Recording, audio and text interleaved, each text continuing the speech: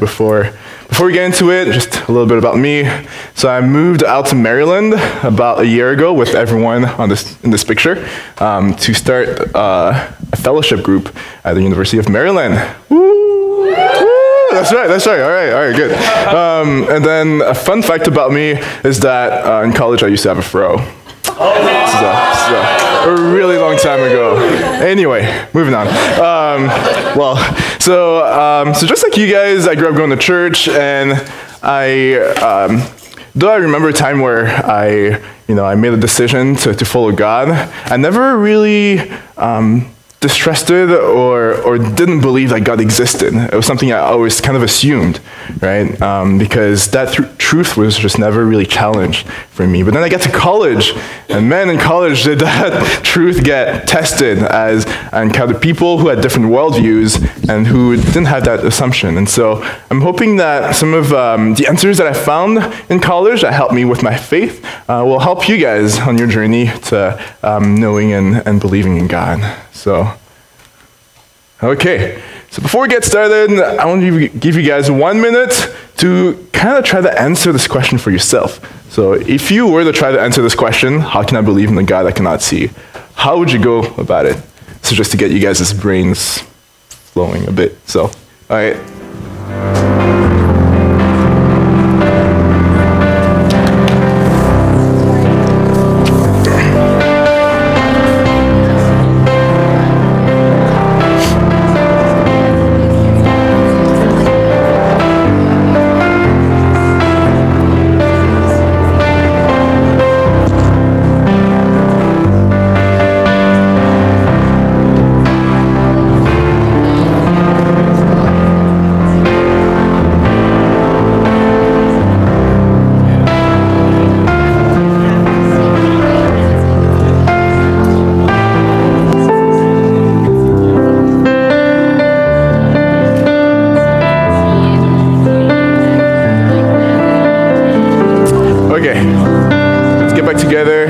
You guys get some conversations going. I'm just curious, what were some of you guys' approaches? What did you guys talk about? Can you get a volunteer? Oh yeah? Huh? Yeah, evidence for God. Uh-huh.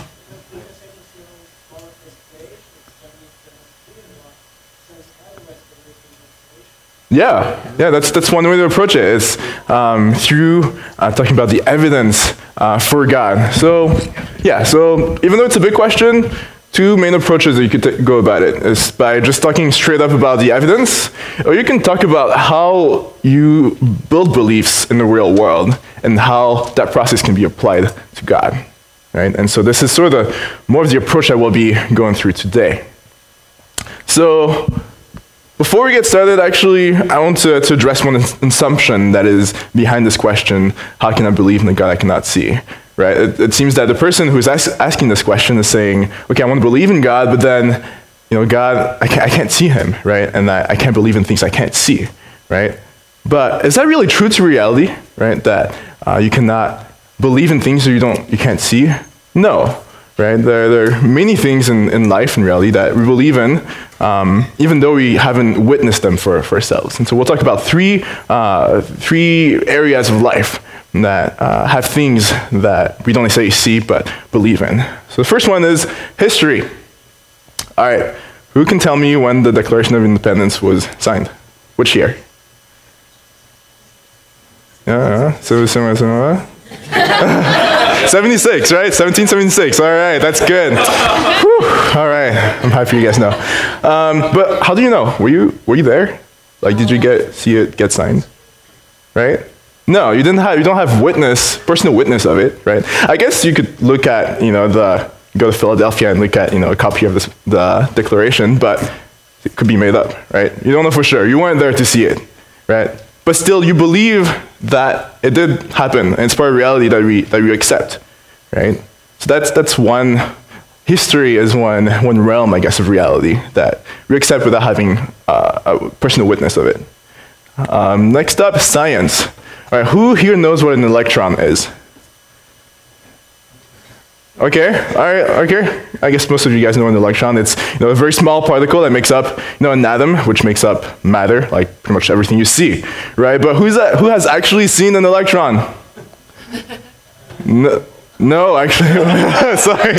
You actually cannot. You can see an atom.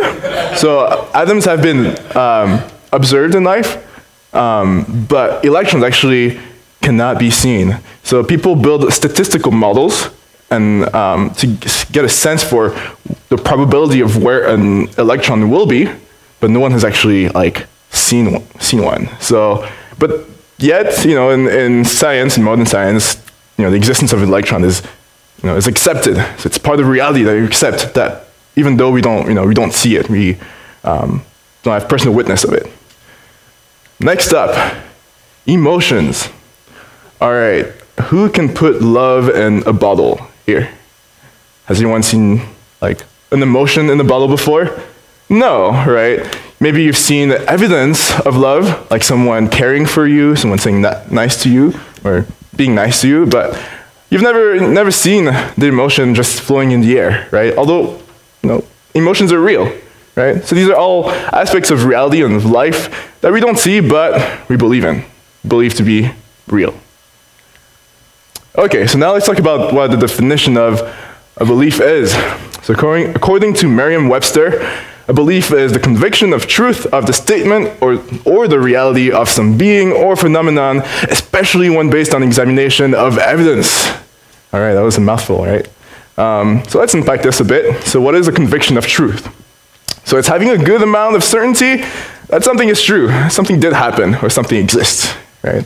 And how do we build that conviction of truth? Is by looking at the facts that we have, what we know, and judging if it's credible, right? And also judging or trying to see the best explanation for the facts in front of us, for what we know. So that still kind of is complicated. So let's go through a real life example of how we build beliefs intuitively. So I'll show you before and after of an incident. So in the before, you have a baby, a table, and a cracker, and a dog on the floor looking at the cracker. Now I'll show you the after, the incident, and I'll ask you between the before and after, who do you think ate the cracker, ultimately? The dog or the baby? All right.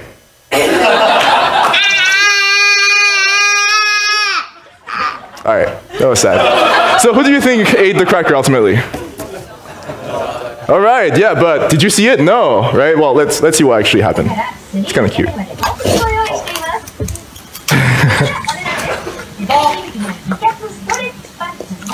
Challenge. No.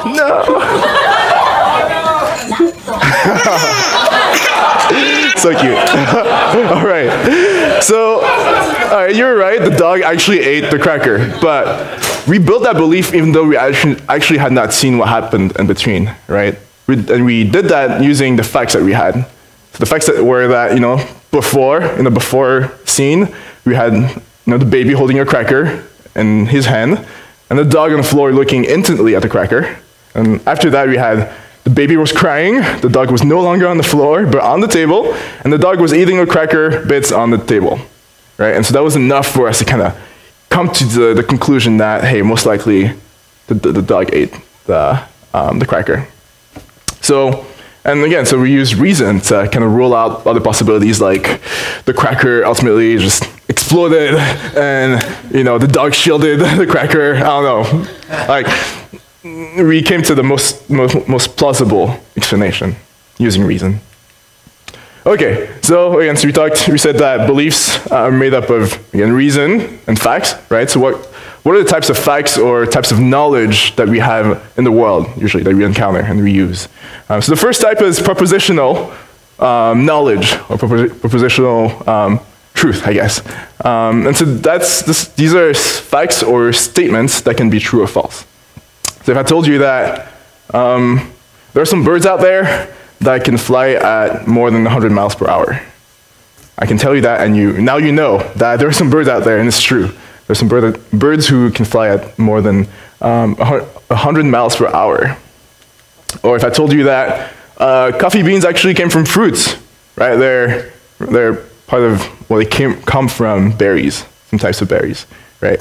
They're the seeds of the berries. So now you know. This is propositional knowledge. You just gained it. You're welcome. Now, the next type of knowledge that we commonly use is knowledge by acquaintance or experience. Now, this is a type of knowledge that you gain through experiencing something, not just reading it somewhere or hearing someone. So, who here has had braces in the past, or does? Okay, so I hear that it's a really painful experience to have braces, but I don't know that for sure. You guys just tell me, and I have, I guess, propositional knowledge of that now, because you told me. But man, you probably know a lot deeper that braces hurt, right? It's just a different, well, at least you know for yourself that. I still don't know for sure, right? So this is a type of knowledge that you gain through experience. Now, for the next type of knowledge, I have my friend Brian Mao join me here. Don't act surprised I talked to you about it. So I have here some chocolate. It's 92% cocoa chocolate. Right. So I can tell you that this chocolate is bitter. It's 92%. Right? And you can just believe it. No. I want you to have knowledge by experience, my friend. Please try some 92% cocoa. Okay, yeah. And then you will tell us just how bitter. Let's watch him for the gospel. Sound that bad at first? No.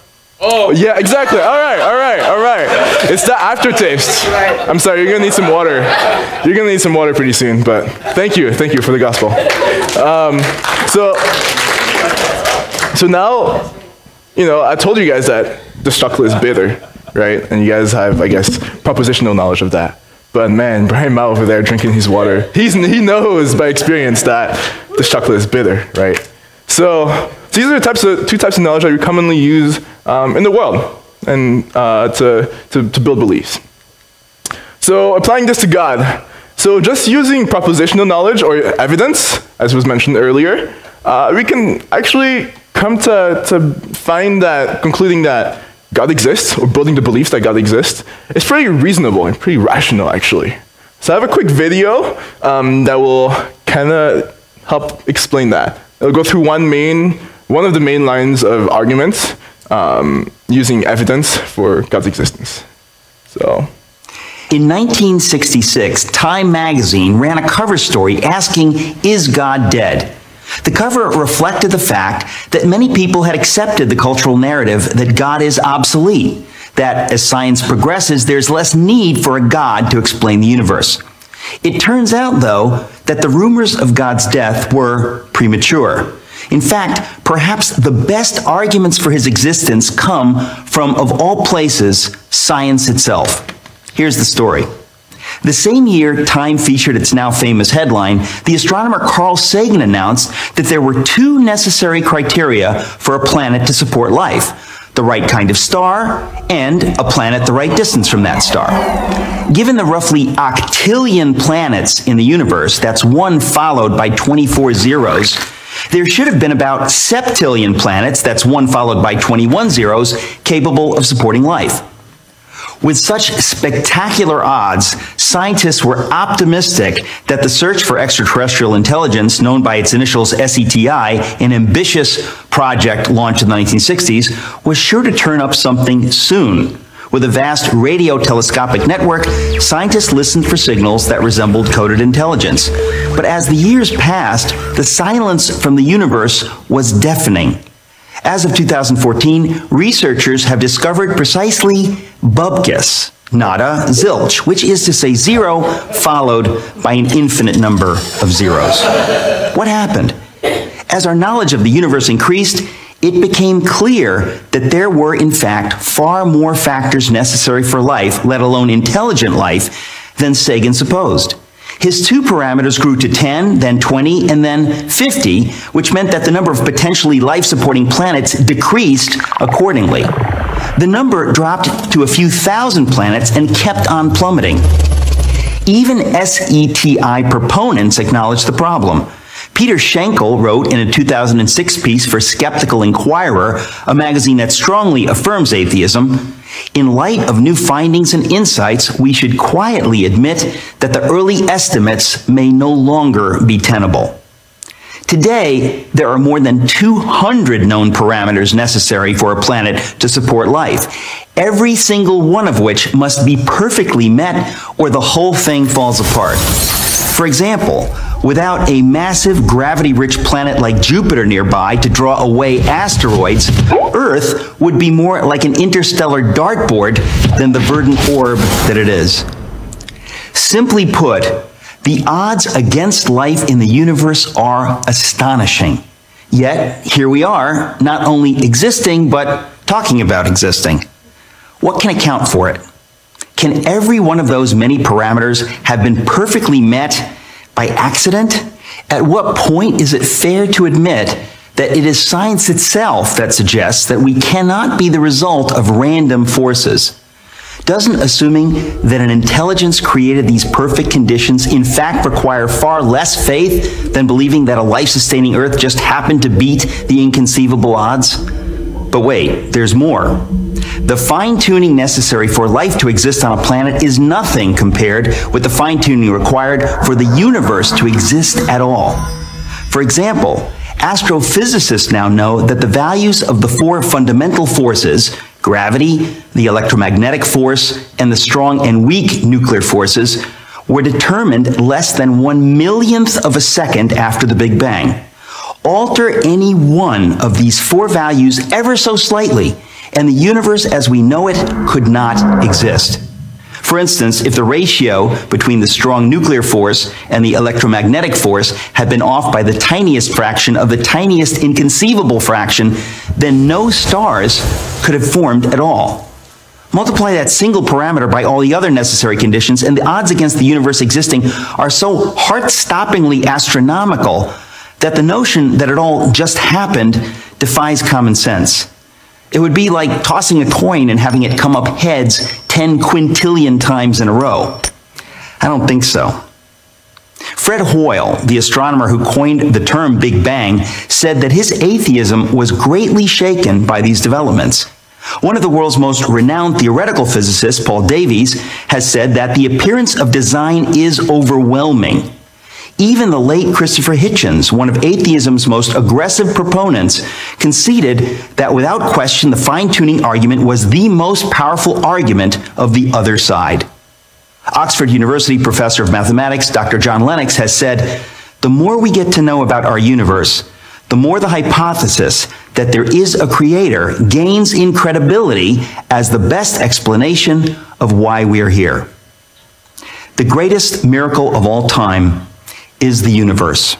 It is the miracle of all miracles, one that inescapably points to something or someone beyond itself. All right. All right, so that was a lot of information, and hopefully, so as I mentioned before, in this talk we won't talk too much, so I won't address too much of the evidence, but if you guys have more questions, feel free to talk to me afterward. You can talk through the other main lines of arguments for God's existence. But for the purpose of the talk, we'll keep moving. Now, so we talked about the fact that using propositional knowledge, one can pretty reasonably achieve the conclusion that God exists, right, and build that beliefs. But so let's flip the question a bit. What if that was not enough, right? What if God was not so much interested in our simply believing that he exists, right? And what if that did not bring salvation? Well, the Bible actually addresses that question, and so we'll turn to a passage to explore that. So this is Jeremiah 9:23-24. Actually, let's read it together. 1, 2, go. Thus says the Lord, let not the wise man boast in his wisdom, let not the mighty man boast in his might, let not the rich man boast in his riches, but let him who boasts boast in this, that he understands and knows me, that I am the Lord who practices steadfast love, justice, and righteousness in the earth. For in these things I delight, declares the Lord. All right, so this is God speaking, right? And what is he saying? He's saying that if you are to be proud about anything in life, if you have to strive for anything in life, it shouldn't be that you have a lot of money or you're strong and you can protect yourself, but it should be that you know and understand God, right? And we're talking about a relational being. And how do you get to know and understand a relational being? It's by relating with them, right? It's by gaining knowledge by experience of them. Like you can read a lot about someone, right? And you have that propositional knowledge about them, but you won't really understand them unless you get to interact with them and know their qualities and trust their qualities. So we'll get back to this in a second. Now, I'd like to address one big question that still remains with this question of how can you believe in a God you cannot see is, okay, if God exists, if he's all-powerful, why doesn't he just appear, right? Like, I guess people think, that would help, just see him, like, okay, now I can believe. So I'll give you guys a minute, actually, to discuss, like, possible explanations for why God doesn't just appear to us. So.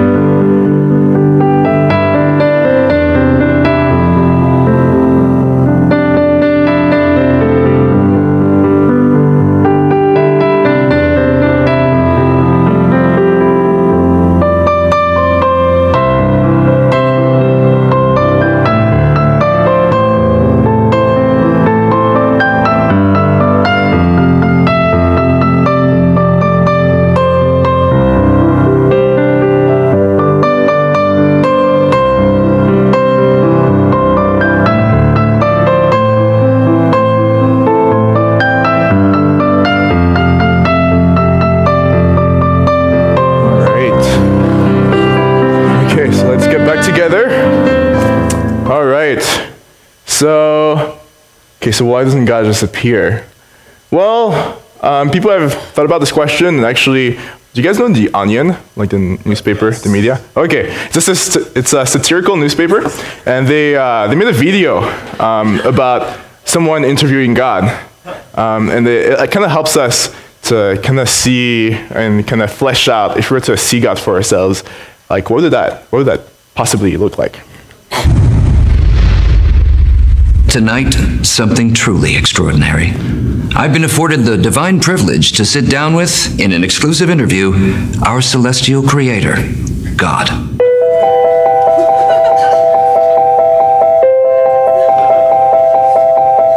God, thank you for...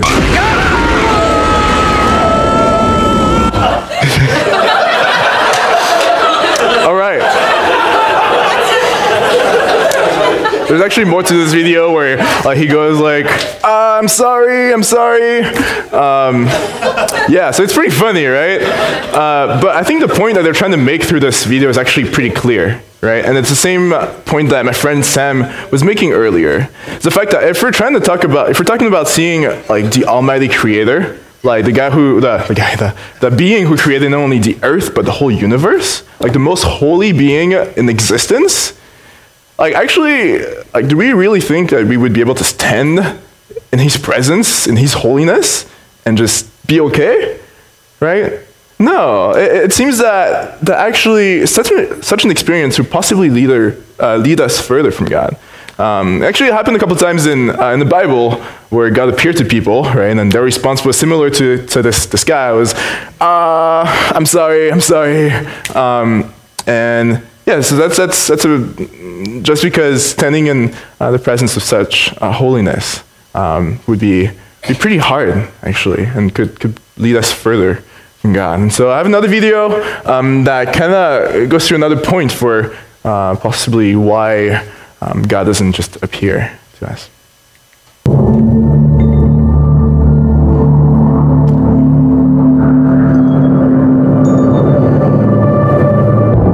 Suppose there was a king who loved a humble maiden. The king was like no other king. Every statesman trembled before his power. No one dared breathe a word against him, for he had the strength to crush all opponents. And yet this mighty king was melted by love for a humble maiden. How could he declare his love for her? In an odd sort of way, his very kingliness tied his hands. If he brought her to the palace and crowned her head with jewels and clothed her body in royal robes, she would surely not resist. No one dared resist him. But would she love him? She would say she loved him, of course, but would she truly?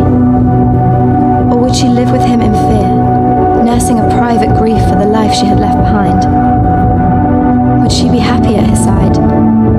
How could he know? If he rode to her forest cottage in his royal carriage, with an armed escort waving bright banners, that too would overwhelm her. He did not want a cringing subject. He wanted a lover, an equal. He wanted her to forget that he was a king and she was a humble maiden, and to let shared love cross over the gulf between them. For it is only in love that the unequal can be made equal. The king, convinced he could not elevate the maiden without crushing her freedom, resolved to descend. He clothed himself as a common man and approached her cottage with a worn cloak fluttering loosely about him. It was not just a disguise.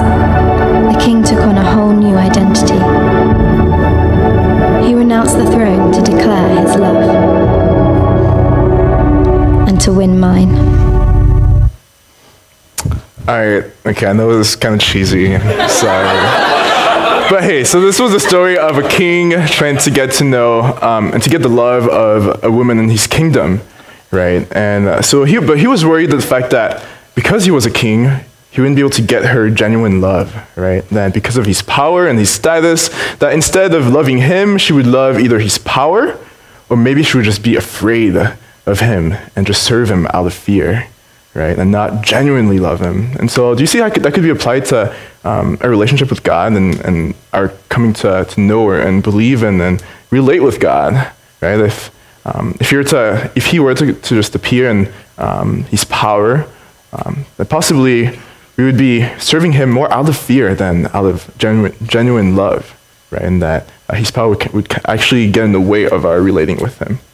That's another possible reason why God just doesn't appear to us, because it would actually possibly get in the way of our relating with him. So all that said, so just like the king in the video, God did actually come, right? He took on another form, right, to appear to us and to be able to relate with men. And this is Jesus, right? Jesus did come, he did appear. It is God with us. And so in Jesus, we can also know God, right? We can know him in his love, we can know him in his power to resurrect and to give life.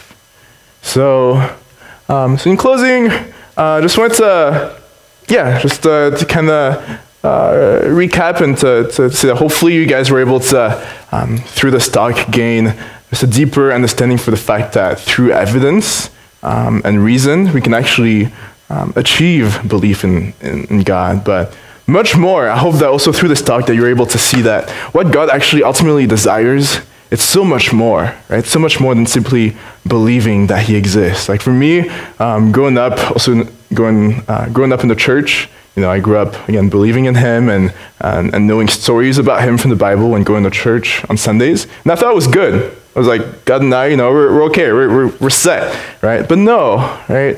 Like God wants so much more than just us getting propositional knowledge of him. And it's only once I was able to relate with him truly on the basis of my sin, by dealing with him and relating with him truly, through repenting of my sin, that I came to really know him deeply, to know his loving and steadfast love for myself. And so I hope that, that you guys will be able to experience the same, that you may be able to answer just God's invitation to relate with him and to know him at a deeper level through relating with him. So thank you, and that will be done.